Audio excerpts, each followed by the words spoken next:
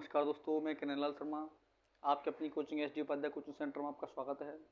आज हम बात करेंगे साइंस का टॉपिक है, वो भी फिजिक्स का टॉपिक है और 11th क्लास का टॉपिक है प्रत्यास्थता, जिसे हम इलास्टिसिटी बोलते हैं।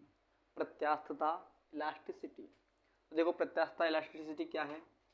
जब हम किसी वस्तु पर बाह्य बल लगाते हैं, यानी कि जब हम किसी वस्तु पर बल लगाते हैं, जैसे कि किसी वस्तु को हम दबाते हैं या फिर हमारे पास कोई रबड़ बैंड है, इलास्टिक बोलते हैं इसे, इलास्टिक से इलास्टिसिटी नाम आया। जैसे कि कोई रबड़ बैंड है, उसको हम खींचते हैं और खींचने के बाद हम जब उसको हम छोड़ देते हैं, जब हम छोड़ते हैं तो अपनी पहली स्थिति में पहुंच जाती है वो।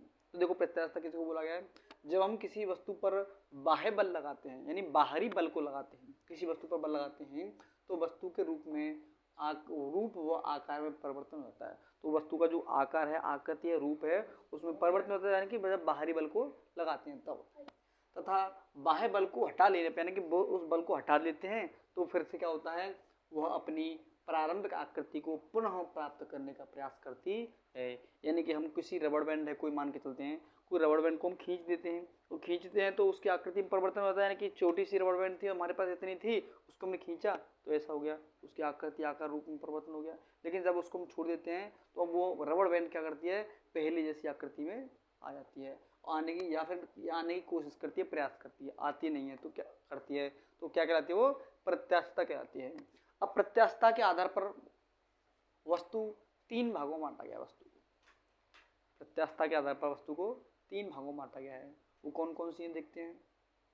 प्रत्यास्थ वस्तु, नंबर सेकंड दृढ़ वस्तु, नंबर थर्ड प्लास्टिक।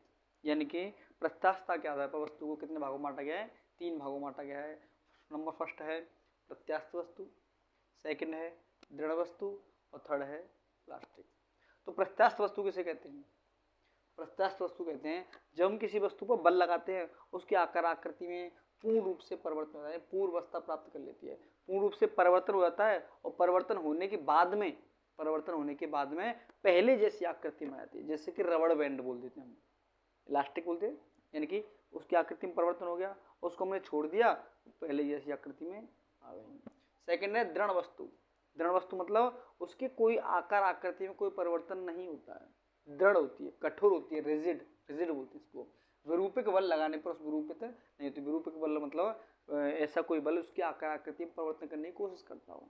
बल लगाते हैं लेकिन उसकी आकृति में कोई परिवर्तन नहीं होता है, वो होता है दृढ़ वस्तु। प्रत्यास्थ वस्तु क्या होती है? वो पूर्व अवस्था प्राप्त कर लेती है, यानी कि कोई वस्तु पर बल लगाने पर उसकी आकृति में पूर्व परिवर्तन, पहले की तरह परिवर्तन हो जाता है, पहले की जैसी थी वस्तु वैसा हो जाता है। अब थर्ड है प्लास्टिक।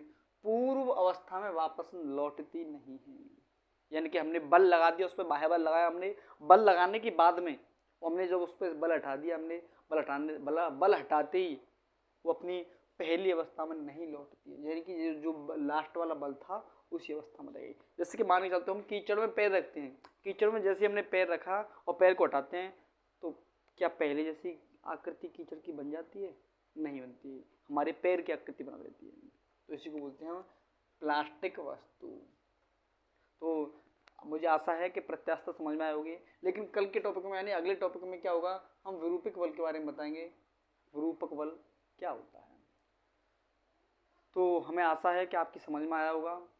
अगर आपके समझ में आया हो, आपको टॉपिक समझ में आया हो, तो चैनल को सब्सक्राइब करें, वीडियो को लाइक करें और कमेंट करें। धन्यवाद।